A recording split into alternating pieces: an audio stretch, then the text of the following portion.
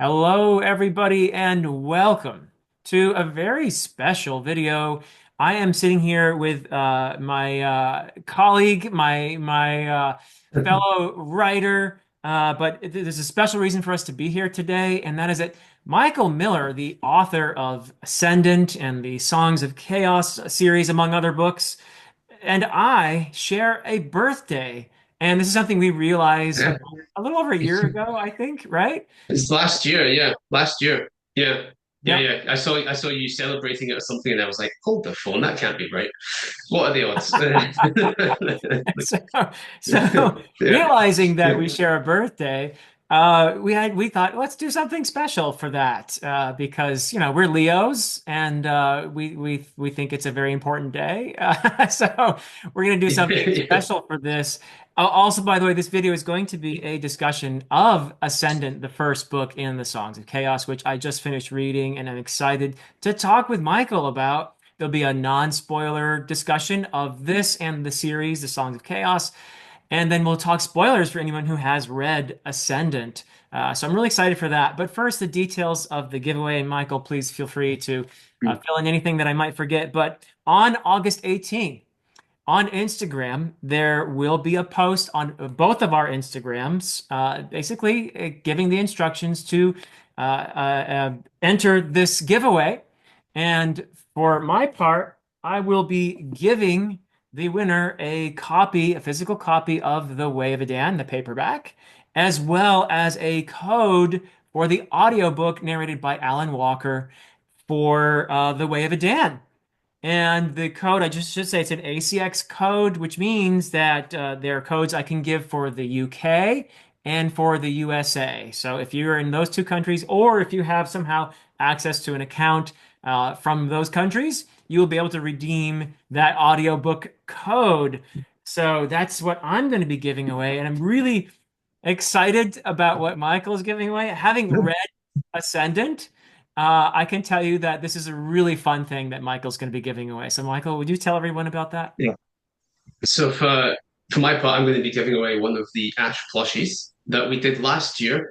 They're made by U2s and they're like limited runs, so you can't get them anymore, unfortunately, no matter how hard I ask. But I do have some spares, and so I'm going to give one Ash plushie away for the giveaway. And yes, for those in the know, his blindfold does come off, so you can remove the blindfold so you can see his lovely blue eyes, or put them down to make him look all fearsome. So one of those will go to a lucky winner, along with the paperback of Way of Edan there and the code. So yeah, I think this will be. These aren't gonna. I only have like 10 of these, so very slowly dole them out. So this is one of those few chances where if you missed out last year, you can get one. Yeah. And I will say, having read Ascendant, you will love having that Ash plushie if you have read this book, because that character particularly becomes very dear to you as a reader. You very quickly get attached to Ash, I will say. So Yeah. I wouldn't mind having one of those myself, but Yeah. unlucky winner out there will get to have this. But yeah, that's essentially it. So please, on August 18, check out my Instagram or Michael's Instagram for the announcement about how to enter this giveaway. And yeah, and just follow the instructions. There'll be specific instructions on the post. It'll be open for 3 days. Michael is going to be running the Yes. giveaway for 3 days and then announcing the winner on, let's see, what would be the 20th, I guess? Is that, or, So yeah. I will run until the 20th, and we'll announce on the 21st. Okay, excellent. So we'll be announcing that winner on the 21st. So yay, that is the giveaway. And now, I'm really looking forward to this, Michael, because I really had a good time reading Ascendant. And we're going to do some non-spoiler thoughts here for a bit. And then I'd like to ask you a few questions, and then we'll do some spoilers for the people who have read Ascendant. I haven't read beyond it, though, so please, in the comments, no spoilers beyond the first book if you're a big fan of the series already, of the Songs of Chaos. Speaking of the title of the series, Songs of Chaos, one of the cool things I like that you Yeah. did in here, Michael, was you have this running theme, and I have a feeling it's going to continue in the rest of the books Mm. about this dichotomy of order and chaos. And this is something that really plays out in the larger world, but even in terms of the individual characters. Holt being Yeah. an important character here. I won't say much about him yet, but there's a degree to which order is important, isn't it? That we need Yeah. order in order Hmm. to thrive and even survive. And the problem though is that if we think of this thing as a dichotomy of like good evil, where order equals good and chaos is evil somehow, well, maybe it's a little more complex than that because if the order gets too rigid, it can actually be harmful. It can become oppressive. And this is something that you actually really, I thought, did really well weaving this idea into your narrative. And we need some chaos. We need some chaos in order to shake things up, to Yeah. perhaps. I think a tagline. I think the kind of a tagline in the second book became sometimes the world needs a little chaos, Oh, just a really? little, Okay. Real brilliant. just a little bit, because and yes, this is it's not really a spoiler. You imagine over a long series, things get worse at points and get even more intense. That like at a certain point, you see what too much chaos means as well. That like that is also bad. So when the characters who are concerned about things changing, about breaking down, about these chaotic elements, at some point you might be like, ah, oh, they maybe had a point, because at a certain point things become too chaotic. And so, like, yeah, it plays out over the whole series for sure. It's a big, and not just about order being. Yes, it can become oppressive in a kind of dictatorial, tyrannical fashion, but it's if there's no change at all, things don't allow, if there's not that flexibility for things to adapt and change, that can also cause problems. Doesn't mean that it's overbearing or tyrannical. It can be well meaning, as like in this series, if the setup is all well meaning, we're doing this to fight this horrible existential threat, once in a generation. We have to do this. It's not sort of forced at the point of just for power's sake or anything like that. The societies and the Dragon Riders, but that they're not that they are inflexible means that that causes problems too. It's not necessarily sort of morally terrible. It's just that if you can't change or be flexible, if you can't welcome in new ideas, that is just as bad as anything else. Yeah, Yeah, well said. And it can become oppressive to individuals. It can stifle potential, in fact. If let's just talk about in general terms of like social hierarchy. If we have a social hierarchy that says you're born into this place and you must stay in that place. Whereas the top 1% or whatever it may be, they're born into privilege and they may have some obligations as a result of that privilege to take care of the lower orders and that sort of thing. And for the longest time in human history, that's been the way of things, pretty much. I mean, democracy is a pretty recent development. And as we've seen, it can be very fragile as well. So the idea that there is a social order and it is important to obey it, to not stray from your lane, because if you do, you create problems. And therefore, any attempts to do so are really stomped all over. But what's not yes, acknowledged there is you have individuals with such potential, and that often gets wasted if you simply blindly obey the social order.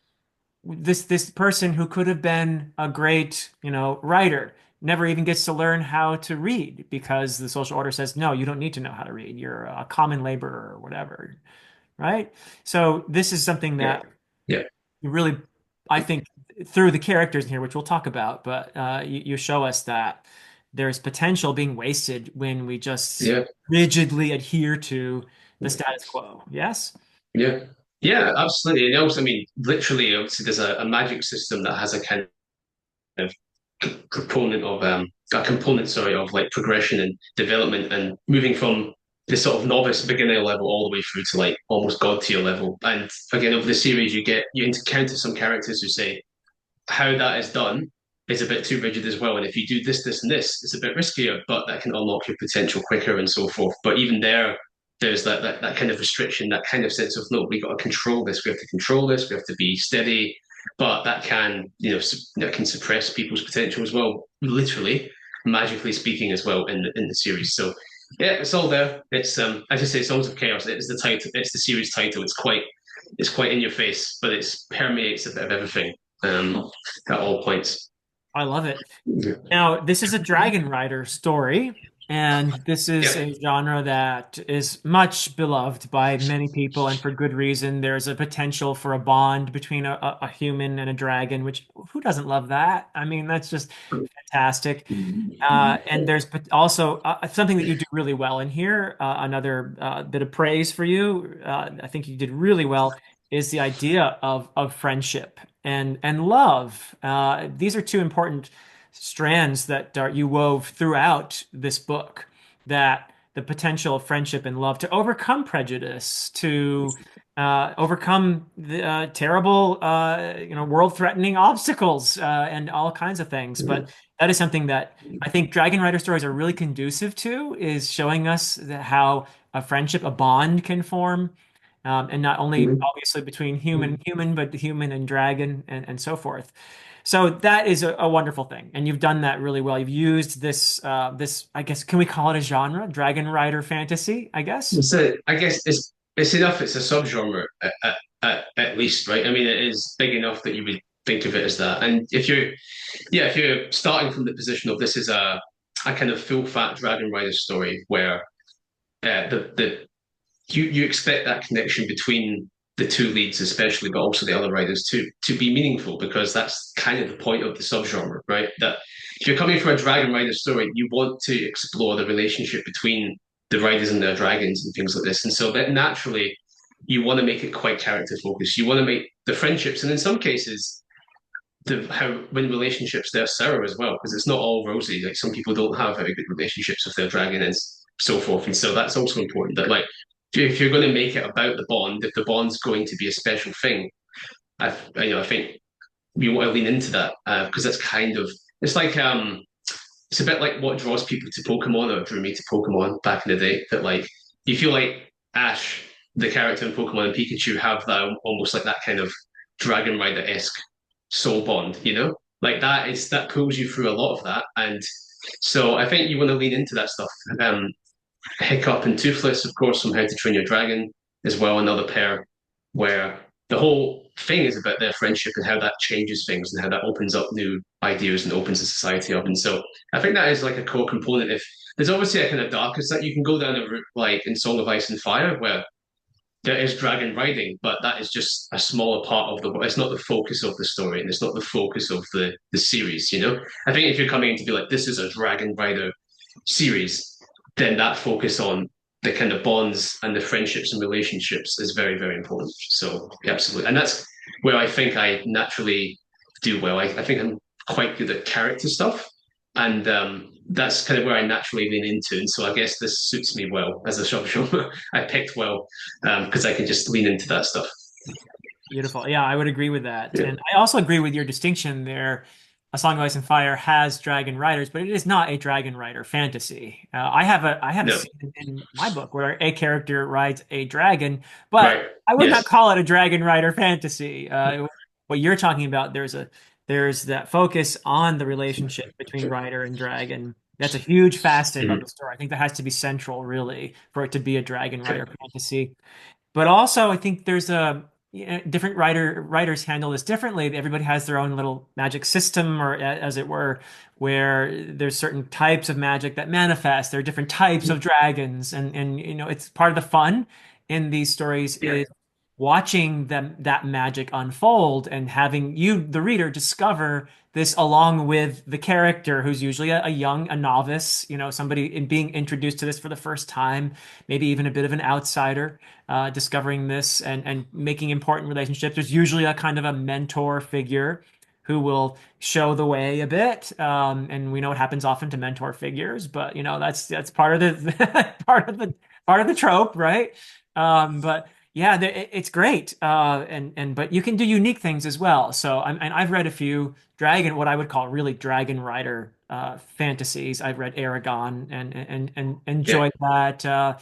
And also one that I'm almost current with. I have to read of Empires and Dust, but I've read Ryan Cahill's series, the Bound and the Broken, which I don't know if you've read or not, but that's also I consider it really more or less a Dragon Rider series as well. But you have something. Everybody has their own distinct things that they do. You have your own take on this.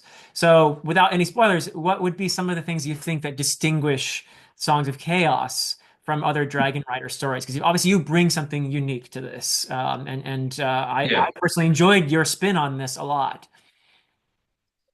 Um, yeah, having not read every single Dragon Rider fantasy out there, I did pick away at quite a few. Obviously, I read Aragon growing up. You can see the lovely editions from Oh, Broken those are Binding on the so shelf there. lovely. Yeah, those are Yeah, beautiful. yeah. So that's like the foundation one for me. Obviously, there was Perm before that and things, and Dragonlance.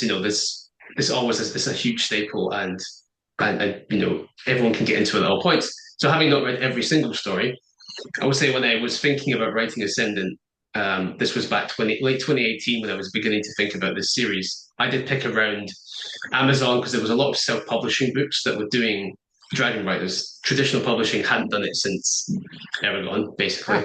Ah, But it was popping up in Kindle quite a lot. And so I picked up a bunch of these books just to see what they were doing. And what I noticed in a lot of those was the rider and the dragon were bonding very fast, almost like chapter one. hmm. And it almost felt like, but it was just they were just bonding because it's a Dragon Rider story, and it was like you expect it to be there, but I wasn't getting that sense of, but why would this even happen?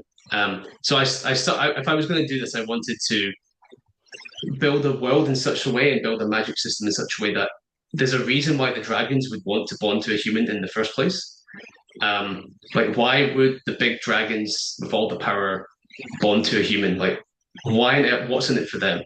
I can't remember I mean, there might be a good reason in inheritance. I can't totally remember there because I think even Aragon and Saphira just they bond and then it goes on. But I'm just like, why would the dragon want this or accept this? Like it seems like a very intimate thing. Like why why would you give this connection that makes you vulnerable at times?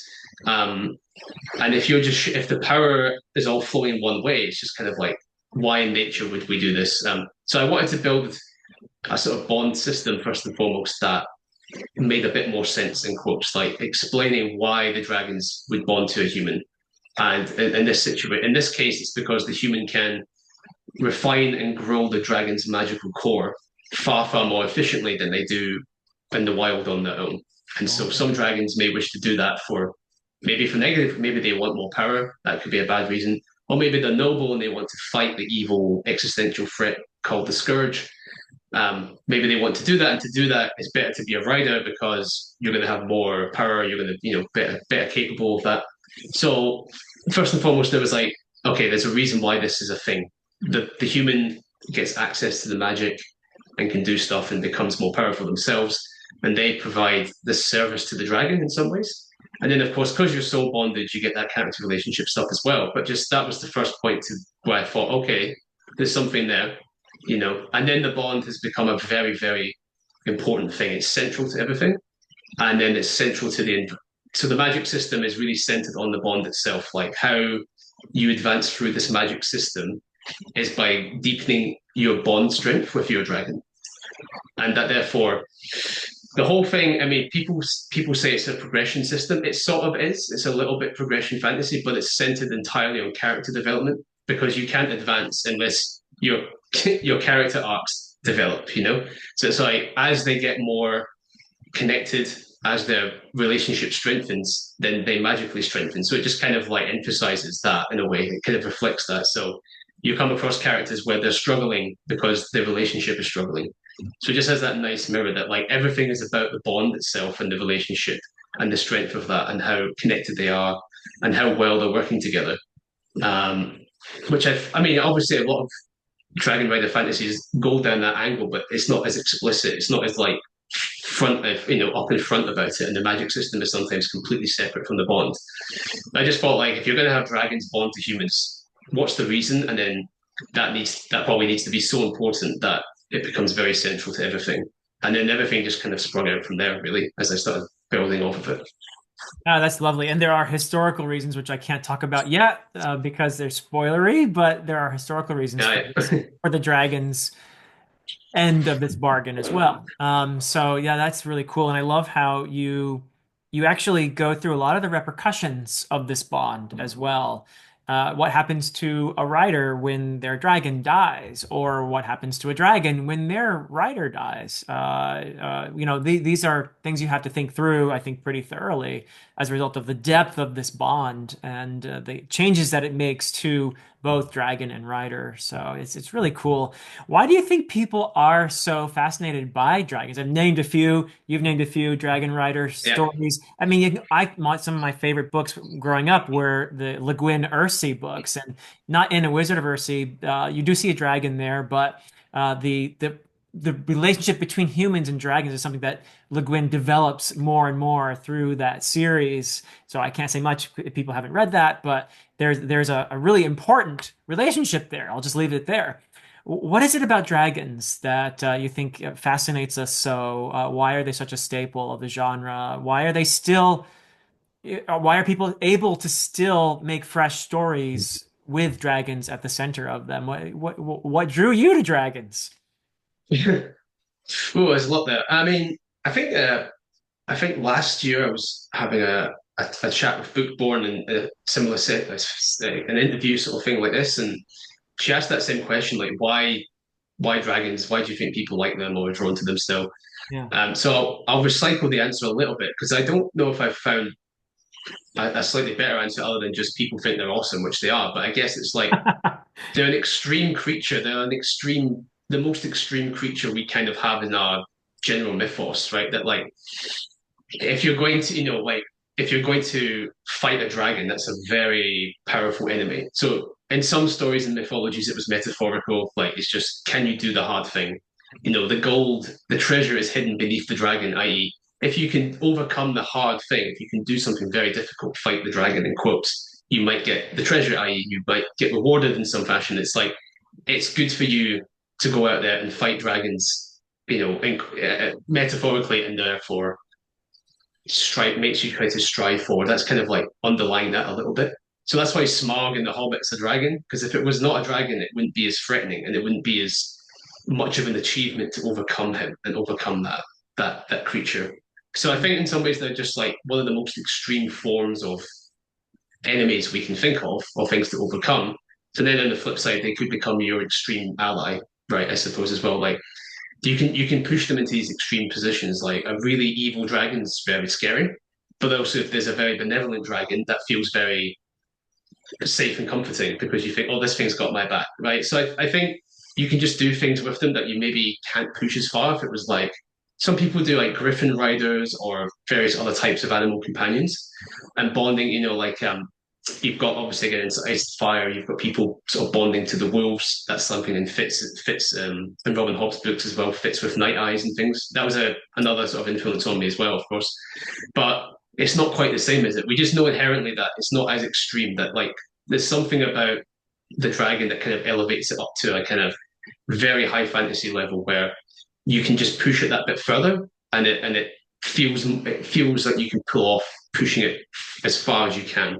And yeah, I guess that's if you were going to bond to a creature, why not a dragon? I guess why not that? So we're going to naturally write those sorts of stories. I think where you're playing at the edge of like the most extreme sort of powerful creature we know um, or have conceived. So I think that's why we keep getting drawn to them. I mean, in every game, like I mean, I remember have you ever played the Dragon Age games? I So have the not. RPGs. Yeah, No, okay. So like I in the played D&D. they're called That seems Dragon Age. similar. Okay, yeah. I used to remember like even in a game like Dragon Age, which was like the first one was now I don't know 2010 it came out. It's a kind of a grim dark world, etc. You're mostly doing low level stuff and fighting bandits, but there's a point where you're kind of put up against the dragon and it's a much harder threat. It's just like it feels much more like pulse pounding to go up against that creature as opposed to anything else.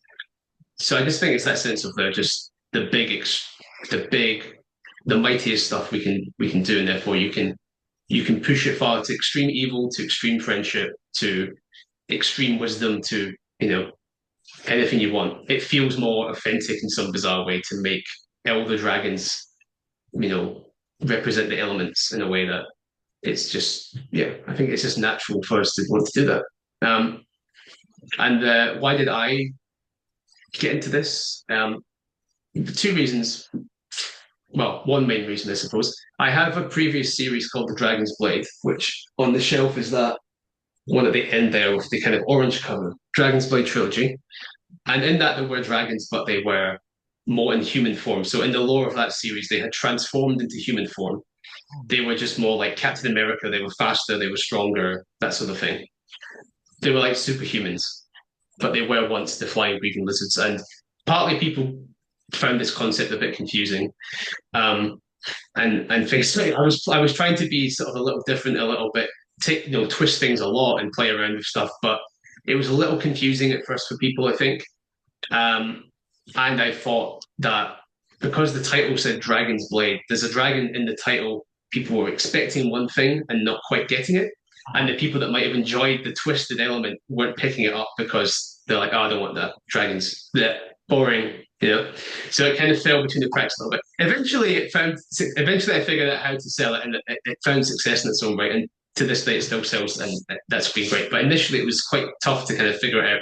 There wasn't an obvious comp title. There wasn't something I could say, hey, it's like that, because there was nothing quite like it. Um, so by the time Dragon's Blade did find success and I was full time, that's when I was working on Songs of Chaos. And so I was like, okay, now this is my full time job.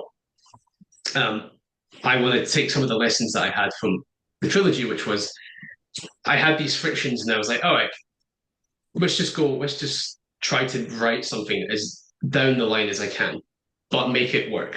So like Dragon Riders is a much more obvious genre, as we discussed. So I'm going to go for that, and partly because I hadn't noticed a really big one since Eragon. And I was like, why hasn't that been fulfilled? Like, who hasn't come in to do that? I was like, I feel like people want that. Let's go for that. And with Dragon's Blade, because there wasn't that obvious comp titles and stories. The structure was a bit odd. I thought, okay, I'm going to study the hero's journey and Dan Harmon's story cycle. So I'm going to make the most tropey thing possible. I set out to create the most trope filled thing ever on purpose, almost like despite the haters that were almost like to kind of be like, you want easier? Okay, here you go. Is all the tropes, but I still wanted to make it work. So I was like trying to look at the hero's journey and that structure and Dan Harmon's sort of simplified story circle, which is the hero's journey but slightly simplified, and throw in everything. That's why. Well, this will be more for the spoilers, so I don't want to say too much, but like literally everything, but yet somehow find a way that it doesn't feel too repetitive. Like that there's still a sense of freshness there. So that was the challenge. Like write the most tropey, dare I say, commercial thing possible, but yet make it feel fresh and original still, and make it work. Um, and that's why I started to think of the bond system in particular, and things like this. And that's why I went for this. That's why I got drawn to it. It's partly a writing challenge. It was partly a sense of learning some lessons from my first series. It's partly the needs of once you're full time. I was like, okay, I want to make sure that I have something that I feel I can sell because now it's my job. And so, but all of that together, and then the challenge of how do you do this again? As I say, it seems like every 10 or 20 years there's like a really big story in this subgenre. So how can you do it again but still make it your own? It's an interesting challenge, I think, in itself. Oh, for sure. And to me, Yeah. trope is not a dirty word. It's a tool. A trope is a tool. And every tool can be used well and it can be used not so well. And when it's used not so well, we call it a cliche. But if it's used Right. well and you're able to put a spin on it and you're able to use it in a way that resonates with readers, then it exists for a reason. We have tropes for Yeah. reasons. These are patterns that we recognize. These are archetypes, even characters that we recognize, and they perform certain functions that are actually important for the human psyche. So there's a reason why they're repeatable, but you're absolutely right that it's important to try to put your stamp on it to you know give it a unique spin if you can. But you're tapping into something that is bigger than an individual when you're using a trope well. You're essentially tapping Yeah. into the shared human psyche that is myth and legend and so on. And I think we still need stories that do that. So I'm all for it myself. I'm all for it. Yeah. But so I guess it's also that thing of Sanderson talks about in his videos, the familiar and the strange. That like Mhm. not maybe it's the same most readers, but what we kind of really like is when something is sort of has that familiar feel, so you kind of get into it and you understand. But then there's that little bit of strange that just throws you off, but just a little bit. Not so much that you're freaked out and you don't know where you are anymore, but like just slightly unexpected things, and you're kind of okay, and that's surprising, but you're still in a space that you know well enough that that's sometimes where the magic happens. That blend of familiar and strange. Absolutely. And of course, every reader is a little different. Some want more surprise, Yeah, subversion, yeah, even inversion. yeah. Others want to, Yeah, stay on that well-trodden path for the most yeah. part and get upset when when This you veer from it. it's true. It's true. Although I have this weird hobby horse about the subversion thing because I think that in itself became a terrible trope. That like Hmm. I find it really ironic that if you tell someone this is a subversive story, well, I know what's going to happen because I know all that's going to happen is Yeah. the opposite of what you think should happen. And oftentimes that is the case. And then, well, I'm not surprised now because you told me it was subversive. I know, look, you subverted it, but I'm expecting the subversion. So I was I wasn't subverted. It's just like this horrible irony. I'm like, oh, we should stop using it because like just you can't give people the twist of the subversion if you front load that as like saying this is very subversive. Like it. Um, yeah, I could go down a rabbit hole like that's like the new Star Wars films or things like that. It's just kind of like yeah, it doesn't always work if you front load it. You've got to do a really delicate balance where you bring people in with the familiar and then enough strange, but without both, it sometimes runs adrift. Or Yeah. so maybe that's just me.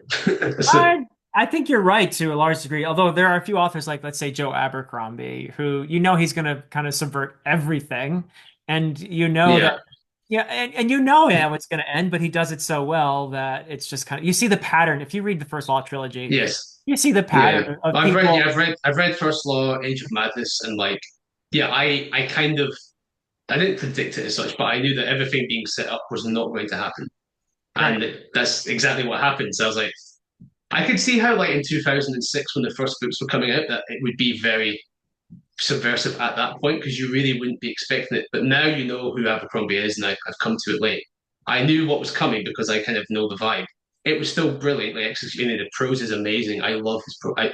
I feel like his prose has influenced Reckoning more than anything else. The fourth book in the series, I feel, has hopefully improved because I really immersed in that prose over the last few years. How So I interesting. think he's fantastic, great guy. But yeah, that sense of like I don't know how you get that feeling back anymore because you kind of know that in all the books it's going to go wrong. It's not going to be resolved well. Everyone will probably end up in the worst place. This sort of thing. Like you know what to expect. It would be really subversive if he wrote a really run of the mill like optimistic. Like He's going to no, subvert his subversion. yeah, Yeah. Yeah. exactly. And then you get into the spiral, which is why I think we've almost not gone too far, but we've learnt on that for so long that it's not surprising anymore. We've been subverting things for so long. It's like, well, it's not. Now we have to figure out a way to kind of do a bit of both at the same time. I think because you can only subvert everything once, and then you've done it. I think that might be where we are. Yeah, you're probably right. But Oh, a couple orders of business before we get into spoilers. I'll wave my arms around when it's time for spoilers. But first, I had a couple things. One, I wanted to remind you that you had another giveaway that you were going to oh mention yes. to our viewers, and we could do that first, and then I want to get a sense of the series as a whole because I've read this wonderful book, Ascendant, and enjoyed it very much. But maybe you could give us a rundown of the order in which to read the books because you have a novella as well, and just it's probably fairly evident, but where would one want to fit in that novella, that kind of thing. And maybe give us some sense of where the series goes. But yeah, first though, what's your other giveaway? And I think people are going to be really interested in this. So Yeah. So hopefully, when this video goes out, I'll still be running one of my very humbly titled Miller monthlies. So this year, I've been trying to give back a bit, and I run a fairly substantial giveaway each month Usually it's, fantasy book related or some such.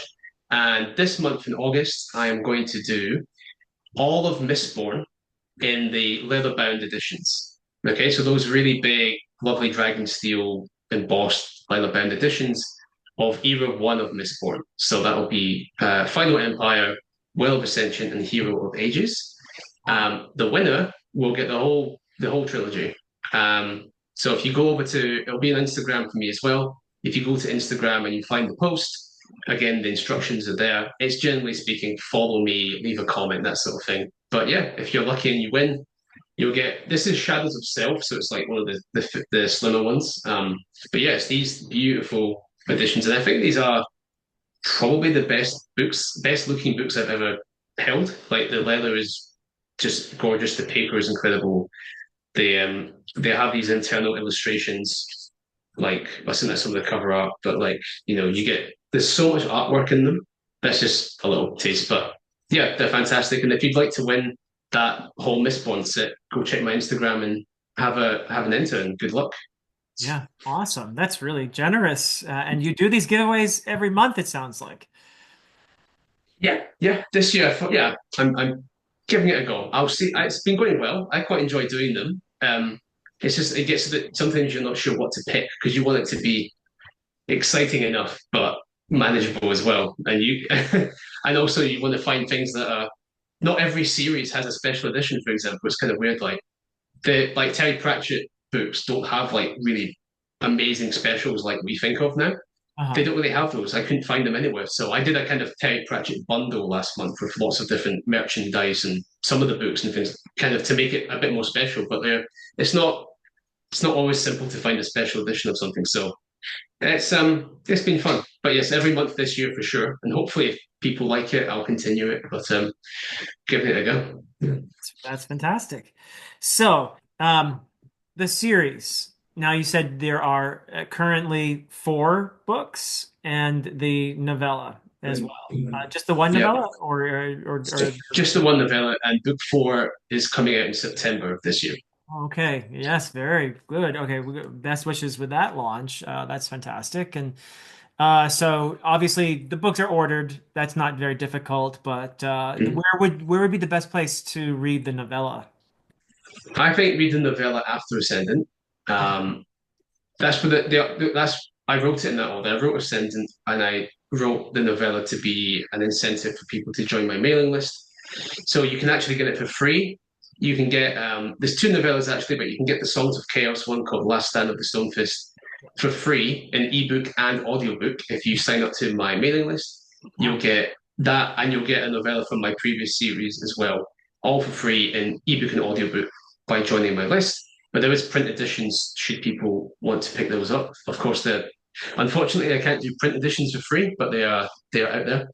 And I would read that after Ascendant. So between books one and two, I would read the novella because it gives you some of the backstory of Brill, the mentor, and his story.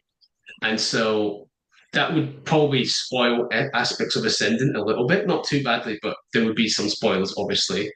Um, and the novella, I would say, gets darker gets darker. It sort of bridges the tonal vibe between books one and the rest of the series in some ways. Like it's much more adult right from the start in some of the not in terms of the language necessarily, but the the what's happening to Brode, his background, his life at home, abuse that he suffered, these sorts of things. Like it's all there.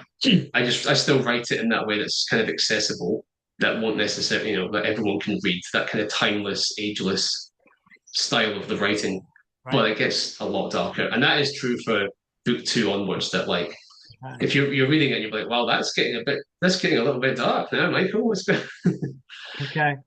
So it gets, yeah. in other words, the series grows up a little bit along with the protagonists, who are, after Yeah, all, absolutely.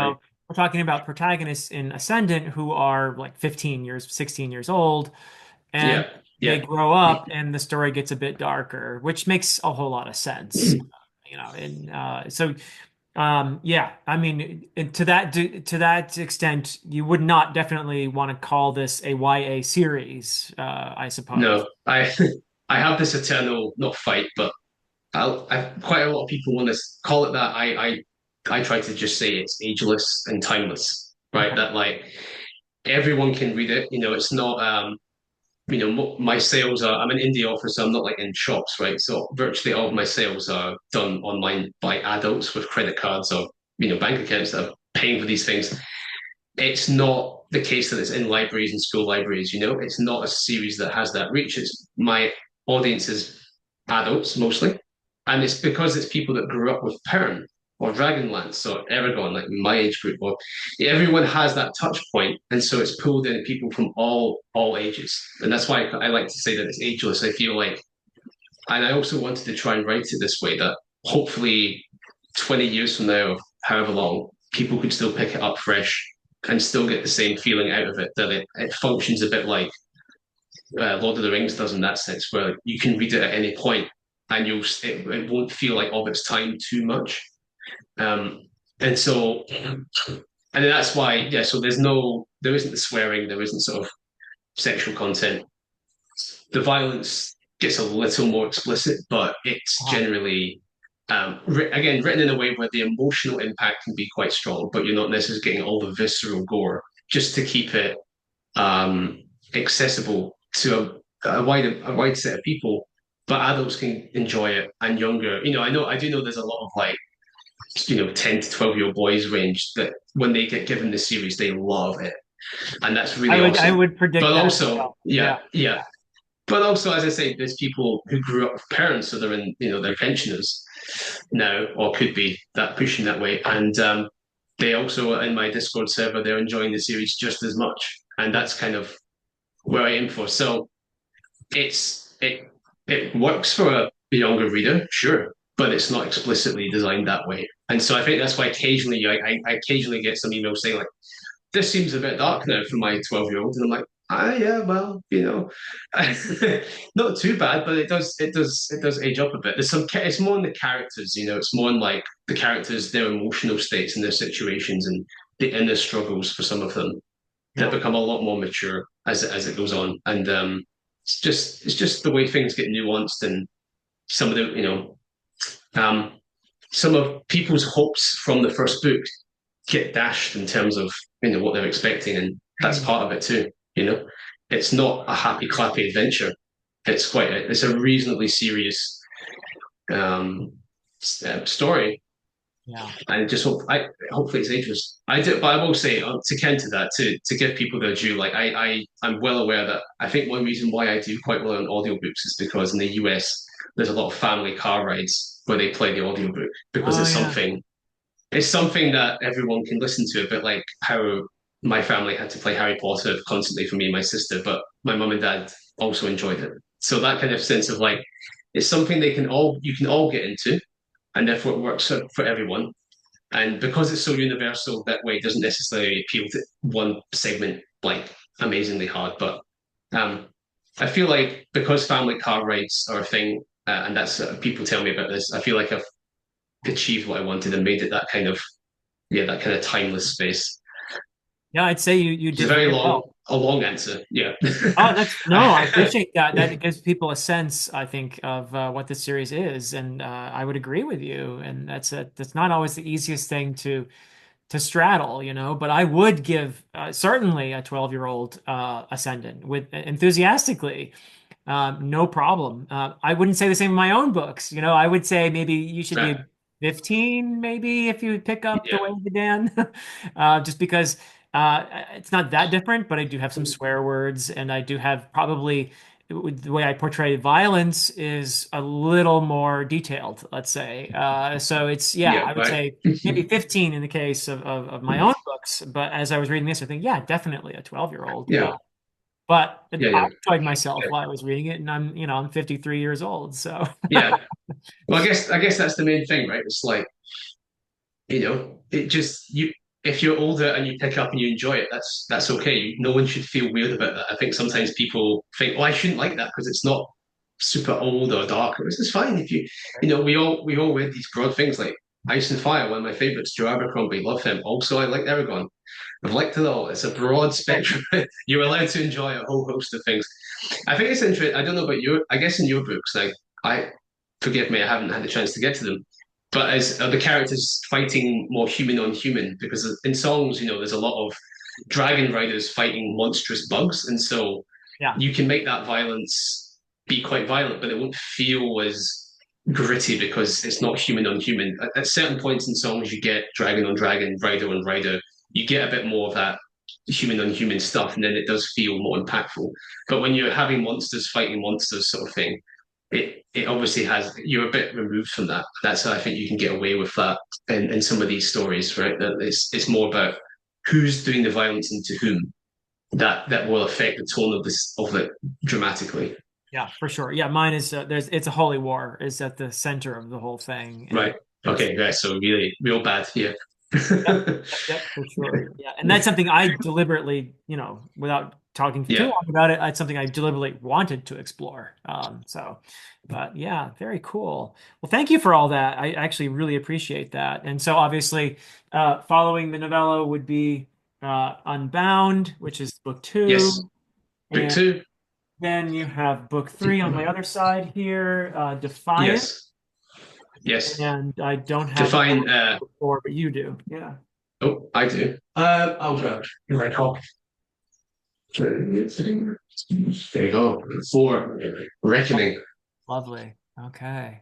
All right. We'll have to shoot you a copy if you like. I interesting thing about book three Define is where things get quite dark, and this is an interesting way to give people a sense of like how darker it gets with whilst maintaining that tone. Is that Michael Cronk, the book guy, uh, Yes. Australian booktuber, yeah, Great guy. he very generously reviewed Songs of Chaos a while ago, and of Defiant, he said this is like grimdark levels of failure, but it's still Songs of Chaos, So there's a sense of that. Again, that blending stuff up, that I like think your it gets, cover conveys that too. yeah, That's an effective yeah, cover there. Really well done if that's the case, because that's the vibe I'm getting from that cover. Yeah. yeah, yeah. So yeah, it's a broad range in this series. Okay, good to know. Good to know. All right, well, with that, it's time for me to wave my arms around because I do want to talk some spoilers with you. I can't read this book and not talk a few spoilers with the author. So, waving the arms, we're going to be spoiling Ascendant. If you have not read Ascendant, then just you're free to stay, but obviously, if you don't want to hear spoilers, then you may want to go away. And for those of you who have read Ascendant, please do stick around. But remember, I've only read Ascendant right now, so please don't spoil anything else for us. So yeah, let's begin with the central pairing here.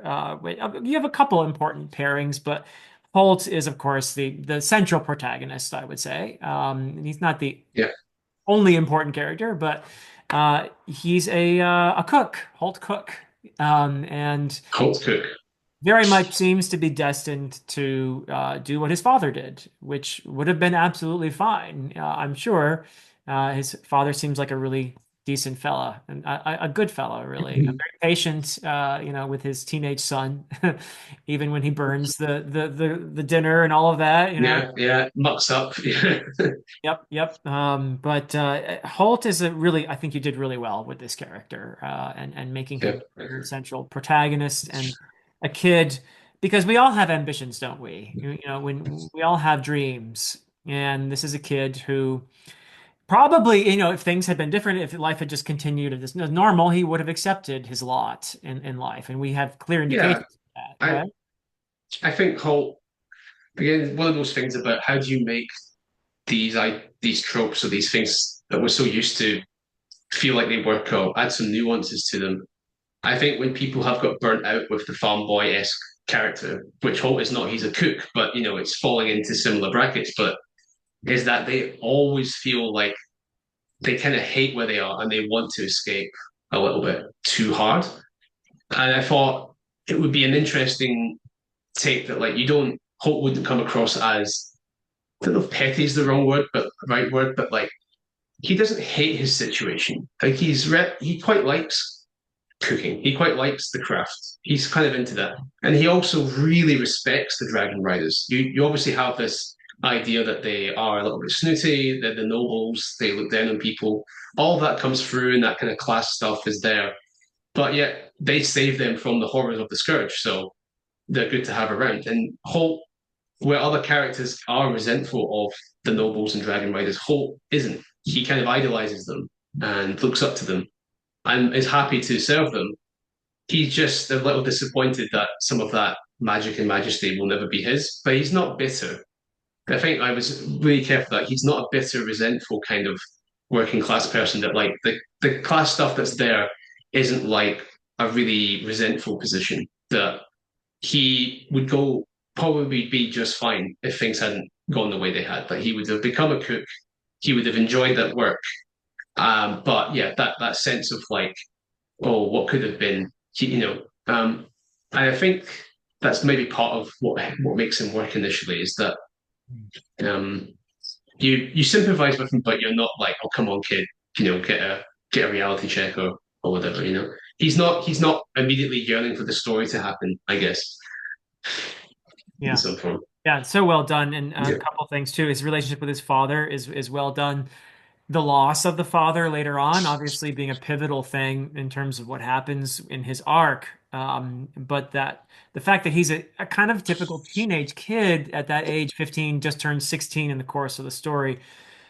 You are trying to be your own person. That's a typical struggle, isn't it? And there may be moments Mm. when you may feel bad later on about resisting your parents a certain way, or even maybe even wanting to reject them, get away from them. And he's at a very unfortunate point in his life where he has a little bit, not, I wouldn't say resentment, but there is a little bit of him feeling a bit constricted maybe, and maybe feeling a little guilty at times for not being as enthusiastic as he might think he should be in terms of following his father's footsteps and so on. And so when he loses his father, it's a deeply moving moment. It's tragic and traumatic. There's a bit of guilt, I think, in him, maybe even because he wanted to save his father, and but also maybe he even remembers not entirely wanting to follow his father or be like his father, who is, he's kind of out of shape. He's not heroic, he's not like a dragon. Yeah, yeah, yeah. There's all of that really well Well, I mean, he doesn't. I mean, he literally doesn't follow him, right? That like because he makes the decision he does to save Ash's egg, Yep. he bonds with Ash. In the beginning, when the town is attacked, he stays behind to help Ash. He That's a doesn't decision. literally Yeah. follow his father. Yeah, he doesn't go off with him, and that's so there is that guilt there that like we don't blame him. You had to be there for Ash, absolutely, but like that meant he didn't follow his father, and it probably wouldn't have turned out differently because he couldn't have saved him anyway. But yeah, it's there's definitely something to that, and I think Holt feels that one thing that I kind of wanted to infuse as well is thinking of what makes a hero, what really makes the hero, and like Holt does what we think of as the right thing quite a lot, but he's often punished for it. Hmm. Um, but then he continues to do the right thing anyway. That like being rewarded shouldn't be why you do good things. Right. And I think Holt really feels that, like it's he saves the egg, and we think that we applaud that, but that has repercussions. And then he thinks, well, maybe I can save my dad, but he can't. He doesn't have the power yet. So all that doesn't help him achieve that, and he still loses. And he saves the kingdom, but it's still banished. And it's like like that again. I think there's little nuances of like you anticipate he's going to join the Dragon Riders because he idolizes them, and that's the beginning of the story. But the little subversion, the little twist is now is the time at the end of the book. Will you join? He's like, actually, no, because I've learned more about you guys and I disagree with things. I disagree with how you run things. Yep. I'm choosing not to. And that's a huge distance from where he began, where he Yes. would have signed up in a heartbeat like that. But now he's learned a bit. He's actually no. Um, and that's also sort of punishing. Like he's done the right thing, but he's been punished, and that continues throughout the series. They just they do the right thing and they get beaten a lot, but yeah, they still try and do the right thing each and every time, which I think is even more like tragically sympathetic. That like we're like, oh god, these guys need a break, because they just. I'm trying to think what that might, if that's close to something in pop. I don't know if that's like it's not really a Marvel thing or something. It'll come to me again, but yeah, just that, just that sense of there's little reward for being a hero, but that Yeah. makes you even more of a hero. Yeah, I think this is something I want to do. That is part of the complexity of your storytelling that I really Mm. like. The fact that it isn't do the heroic thing, get rewarded. It's really much more complex. And you have a similar treatment of this social hierarchy, which has its benefits. You have these Yeah. order, which does perform a really important function, and they are heroic. And yet you meet one in early on. I'm sorry, I'm blanking on his name, but he's arrogant. He's like, go, pot boy, go get my food for my dragon right now. And he's stomping all over people and not even caring. He's and you don't like this guy, and yet this same guy, you realize later. He made a sacrifice. He died Mhm. defending these people because Yeah. Silas kills him later on. And so he actually did perform his duty. He wasn't a villainous character. He was an arrogant. Yeah, of course. Yeah, and I don't know if there's so many things going on in a series. You sometimes wonder you could have drilled down on different elements, but I think hopefully it comes through that as we meet other Dragon Riders and other characters throughout the series, you get that sense of these people. Yes, they're nobles and they had privilege and they're Dragon Riders and they are powerful, but man, they are stressed. They are under pressure, and the decisions that they have to make are things that really mess you up. Like sometimes they have to make the decision of, do I save this town or this town? I can't save both, and that weighs on them. Like they know that they can't save everyone, and sometimes the decisions they make lead to deaths, and they have to carry that with them. And people then hate them for that too. And then sometimes the writers have disagreements over that. Like it's not all roses. I think that's also something that is really pivotal to Hulk's story in the first book is that he just thinks being a dragon rider is awesome. Like you're in charge, no one can push you around. But actually, they have so much responsibility as well that is it actually better? Do you really want that in the end? Do you want that to be in that position? It's not a picnic. It's really, really tough, really difficult, and arguably worse. It depends how you come at it, but who wants to be in that situation? Um, Like when in you really think about it. Spider-Man, right? When they say in Spider-Man, with great Yeah, power comes great yeah, responsibility. Yeah, yes, yeah. yes, indeed, yeah, But I really love what you do. Speaking of the complexity, how the relationship between Holt and Talia evolves. And this may be my favorite aspect of the whole book, because initially, speaking of Pot Boy, that's what she calls him Pot Boy, and it's pure anger and arrogance. And as we learned, a bit of envy and just more negative emotions. At the end, she's calling him Pot Boy, and we realize how much affection is wrapped yes, up in that her calling him that at the end is the very same, different. the same name. Yes, Very different yes, from how yeah, it sounds in the beginning, though, isn't it? And that it just expresses, I think, beautifully how that relationship evolves. Do you want to talk about Holt and Talia? And also, I think you could bring in both of their dragons, because their relationships with their dragons are part of the evolution of the relationship between Talia and Holt at the same time. So that's the central, the core, the heart of this book, really, and it's beautiful. yeah. What's there's quite a lot of ground to cover, but yeah, I guess so. The main character is Hulk. He saves Ash as an egg. Ash hatches and is blind, a little baby blind dragon that wants to halt, and you know, thus the story begins in some ways. Talia is um, a dragon rider, but she too wasn't meant to be a dragon rider, a bit like Hope, but from the opposite angle. So she was a princess, part of the royal family, and whilst nobles are the ones who become dragon riders, usually it's like the third son or the fourth daughter, people who are spares and not as relevant to like the land and intermarriages and stuff. Royalty are completely exempt usually because they could end up becoming king or queen, and no one wants a dragon rider as a king or a queen because that's too powerful, and no one knows that's going to muck around with the order of things, right? That's too much chaos. That's too destabilizing. So Talia was a princess who absolutely should never have been a dragon rider, but situation in her own kingdom, internal politics and things, she managed to get her way. She really wanted to become a rider, and she managed to become it. And so she, a bit like Holt in some ways, she started with a chip on her shoulder. She's a princess, but she came to an order that looked at her sideways and felt that she shouldn't be there.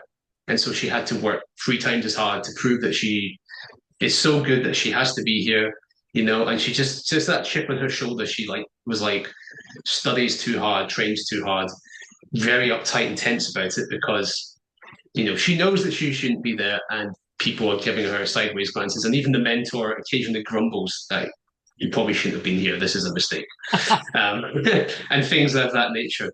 And she bonds to a fire dragon called Pyra.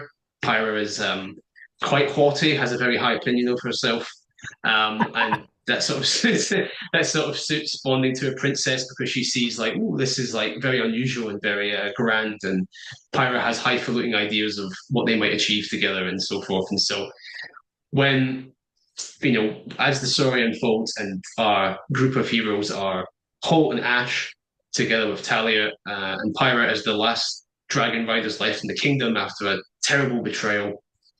All they have is the grumpy old mentor and them. And of course, there's that headbutting where Talia thinks, I could do this without you. Well, Holt's just a millstone around their necks. He and his dragon can't even fly yet. And they think that they're going to slow them down, they'll get them all killed. You're in the way, and so yeah, they don't start off in the best of terms, but over the story, she softens, comes to respect Holt in the same way that he comes to respect her. I think is Holt definitely idolizes Talia as well as like a princess and a rider and everything like that. But then he kind of sees that she's a real person who's a bit cranky and a bit uptight as well and haughty and prideful. And So he has kind her of own sees the losses she's negative. dealing with, right? Her brother and Yeah, of course, and father. Yeah. yeah, yeah. So I guess they both learn about each other, humanize each other. But where he sort of has her on a more of a pedestal like other writers, and she's brought down to earth for him. And I think for Holt is elevated in Talia's head as a he's not brought down to earth. He's kind of elevated as like, oh, you are worthy of this. I would, you're just as capable in a different way and things like that. So she learns to respect and brings him up in her estimations. And in some ways, Talia falls in Hope's estimations, but becomes more human for that. And that allows them to actually connect as people. Um, Yeah. I guess that would be the two-way street there. And it's a And wonderful friendship that evolves. yeah, yeah, yeah, You know, and there's some misunderstanding even close to the end, but they're able to talk over it. And a key part of that too is Brode. You mentioned Brode, and he's the crotchety old mentor, the dude who's lost his dragon unfortunately in the past. And I thought that for a lot of that he fit that we talked about tropes before. You know, he fit the yeah. pattern in a really cool way, but there was nothing revolutionary about him until he died. And I loved what you did with his death because I thought you were going one way and you actually went another, and it was really great. How you had Rake, which we have to talk about this guy Right, yeah. in a bit, but first, Brode, Rake did a very clever thing in transferring this request, transforming it into, well, to the through what was the title of the big dragon, big green dragon? So you mean so maybe the context of this. So Bro the mentor dies, as one might expect. Right. At the same time, they have that he dies at the hands of the book's kind of sub-villain called Silas. He's a rider who's gone bad rider. He's Yeah. gone rogue. Through his dragon, Um, Clash, mainly, but well, yeah. His Clash, yes. Silas and Clash are the sort of baddies. They've caught up with our gang. The gang have been trying to escape him, but he catches them. He kills Brode, and then this character Rake, who's the next plushie we're doing, this orange half dragon, um, sort of jumps out of the forest. Essentially, you've met him before. It's been foreshadowed that he comes out and saves Holt and Ash and fights off Silas and Clash. To which wild dragons descend upon them when we discover that Rake had a deal with their life elder, the head of Life all Elder, the yeah. Emerald Dragons. Yeah. And so I think we're going to say that Rake calls in his favor, cashes in his chips, and says, "No, bring Bro back to life to help them." And anyway, it's Knowing been a while, full so I've forgotten well, exactly. we Yeah, didn't know this at the time, but Rake knew full well that it wouldn't work, that Brode would not be yeah, revived. But he had a reason for this, which is the thing that I love that yes. you did here. Yeah. Okay. Well, no, so we've caught up. So yeah, I'll let you Oh finish the yeah. thought there. Okay, yeah. So Okay. yeah, I mean, so I just thought it was brilliant that you had Rake, who's very clever, obviously, a bit of a maverick, and probably going to be a great, and for that reason, mentor for another misfit in our main character here. But anyway, he arranges this, And he does this deliberately because he wants to essentially wake up the elder and show the elder that, look, this bond between dragon and human is important.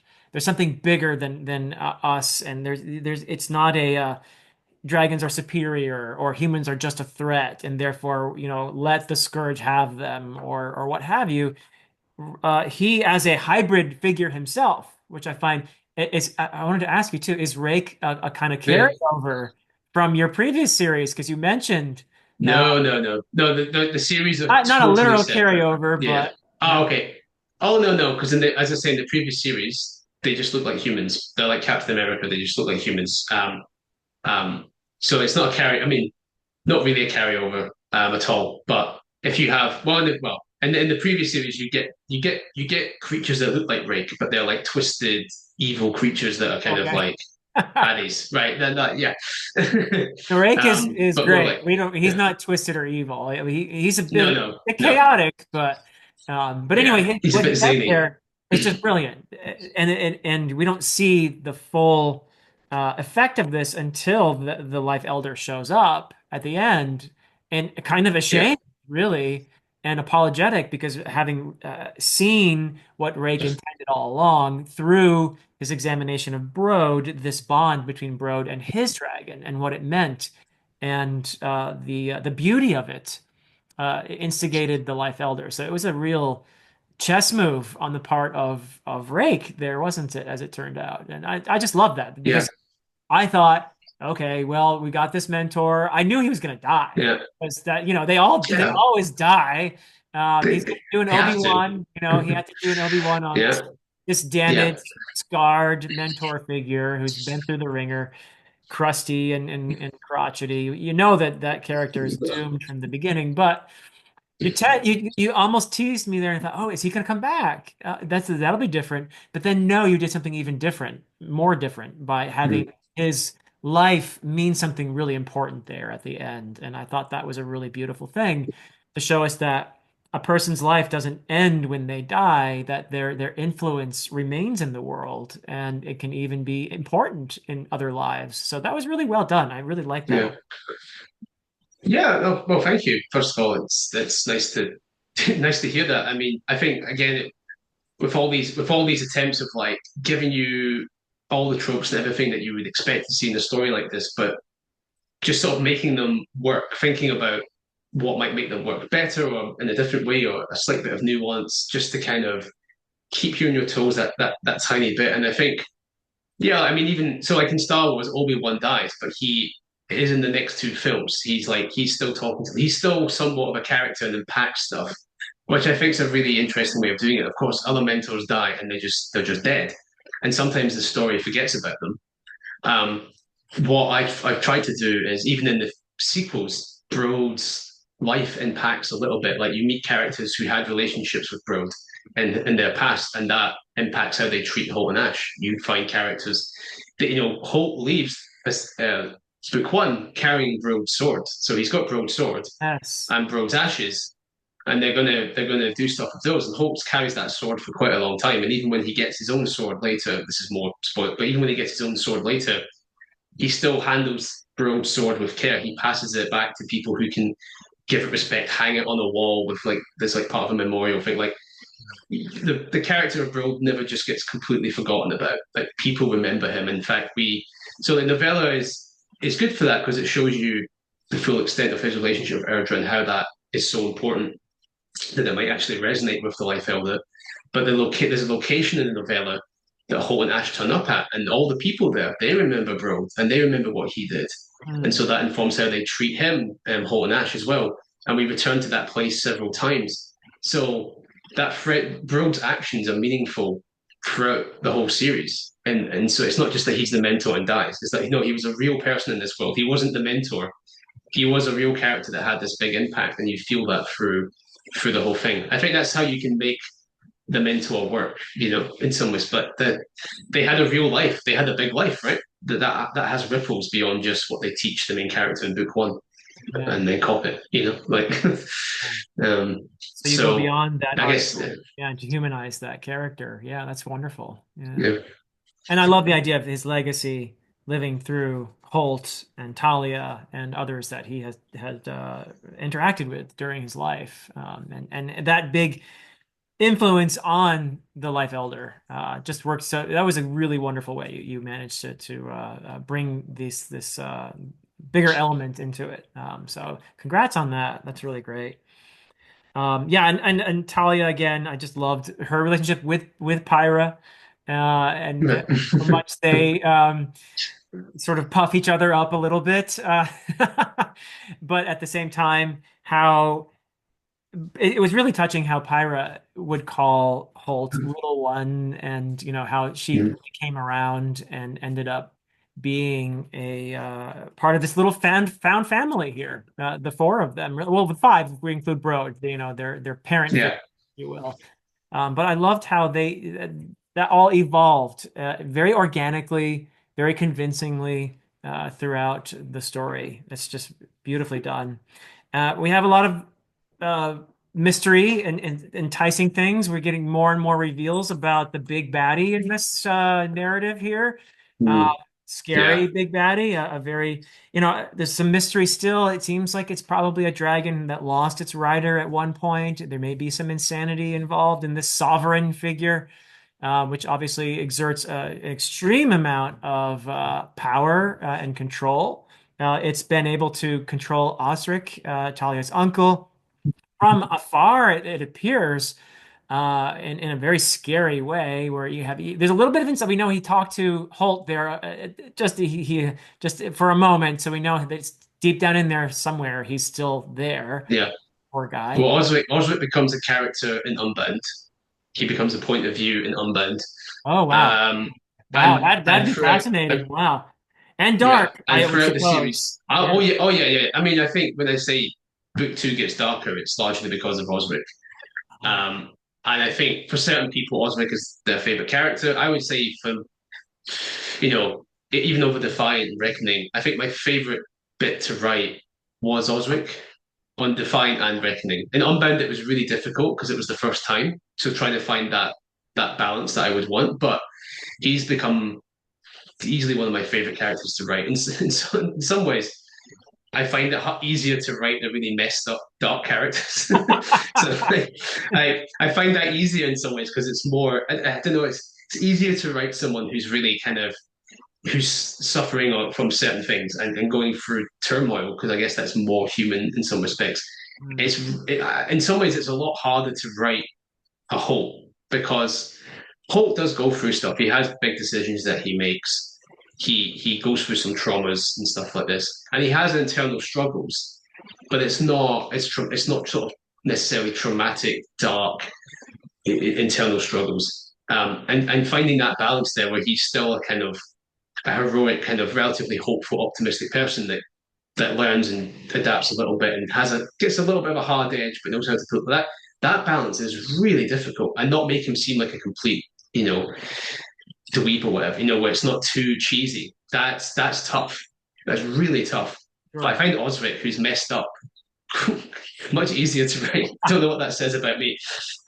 But yeah, Osric becomes a character in the rest of the series, and definitely, my favorite scene in the whole series so far is an Osric chapter in book two. So Oh, okay. definitely, definitely one to watch if you continue.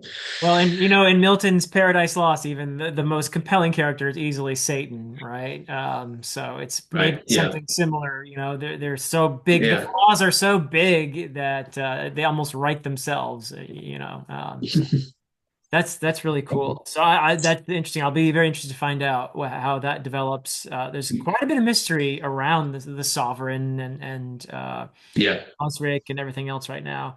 You surprised me too with some of the characters that we thought were going to be villains and turned out to be just, like the Haraway, for example. Yeah. Mm, Essentially, he goes out yeah. pretty nobly. We don't like him for some reasons that are actually, Mm, yeah. he's kind of a snob and kind of Yeah. but he's not the betrayer we thought he was, And so that was a nice No, little, no. Yeah. nope, we're doing this, That's true. Yeah, that was Your red nice. herrings. Yeah. Yep. Yep. Yeah. Yeah. And in the end, like, yeah, he a bit like Silas, yeah, a bit. you don't necessarily like him, but no, he has a good innings. He does his job. He's in a difficult position, does the best he can, and goes out for it. So you, in the end, you like respect him, even if you didn't like him. You kind of respect the character, respect what he did. I think most of us think we're essentially good people, and that what we're Mm. trying to do is for for the best. And but from someone else's perspective, maybe we're not so Yeah, pretty. exactly. Yeah, yeah, Yeah, yeah, good stuff. So yeah, and then Rake, I think maybe could potentially become a favorite character for me just based on what I've seen of him so yeah. far. Could do. Yeah, Yeah. yeah. He too becomes. He's not a. He is in book two a lot. He's very in book two. He gets another POV. He gets maybe one or two more POV chapters in book two, and then book three, he is a full-on POV character in his own right. Um, Lesser than Hall and Ash are usually always about half of a book, and other POVs have less time, but they have their own stuff to do. But Rake is a POV eventually as well, and again, because he's a little messed up in some ways, easier to write than some of the other stuff, and I really enjoy writing his pieces. But yeah, he's kind of like you lose one mentor and you upgrade them to a different mentor. I think that's the promise, a little promise that's seeded in Ascendant, which is Hall and Ash are obviously going to go through this magic system. They're going to learn more stuff. They're going to explore the world. And they're probably going to meet this zany, very powerful character who seems to be something completely unknown and who doesn't seem to be in anyone's team. You get that promise that's there that they're going to meet him again and perhaps learn from him. Yeah. And because he's a hybrid, he doesn't fit anywhere. Yeah. That's something I Yes, find exactly. fascinating. Is this Yeah. hybridity to him, which makes him a misfit, which he understands these different worlds, but he doesn't quite fit into either of them. And you don't see that so dramatically in one's physical appearance, but in his case, you do. And that makes him an easy figure for Holt and Ash to relate to because they're also misfits and outsiders. They don't fit Yeah. into the system. They're a dragon rider, dragon pairing, but they don't fit into the social order because they're not noble. And also, Ash is blind. And for most Yeah. dragons, they have this visceral reaction. Oh, you're flawed. Therefore, you should be dead. You shouldn't exist. And yet, what you've shown us is that the limitation of such thinking, because Ash has this unique gift. He has this lunar power that it turns out to be pretty important. And that's something that the Life Elder realizes, and even with the Sovereign realizes. Hey, I want you on my team because you got something important there, right? So I think that Yeah. that's a great illustration of how our tendency to be cruel to the misfits is really actually in the end not just cruelty, but it's self-destructive as well. Like when you do something cruel to an other, right? You're doing it to yourself as well, in a sense. You're committing a cruelty that has reverberations and repercussions. Whereas when you recognize yourself in the other and you connect with that other, you suddenly see their potential, and that's Yeah. something I think Well, that somebody especially like Ray cruel, could see. that kind of reflexive cruelty and rejection without any investigation. Like what you feel like that's sometimes they get frustrated because it's like, look, if you just listen to us, we can explain Yeah. why why we're quite useful, and they just people won't listen. Obviously, there'll be some situations where you'll listen and be like, no, it's still a bad idea, and we don't want you. But like the reflexive thing of just no, it's different, so just no, just absolutely not, you don't fit, go away. The rejection of all new, and that you get that everywhere in institutions and ideas. Like you can take an idea to publishing in general, you could say. And sometimes you get reflexive things of, oh, we can't do that. That sort of that immediate knee jerk stuff is in some ways worse than if you really engage with it and get to know it and understand it and think, I see where you're coming from, but no, that won't work. But yeah, it's worse when it's just thoughtless. There's a sort of thoughtless nature of the rejection and the push out that like this doesn't conform completely, so therefore instant no. And yeah, we meet tons of other misfits. Rake brings Holt and Ash into a whole team of misfits, let's say, to undertake some important tasks that other people aren't willing to do. So we'll meet a Fantastic. lot more of these people that don't fit in throughout the series. Brilliant. I love it. Well, Yeah.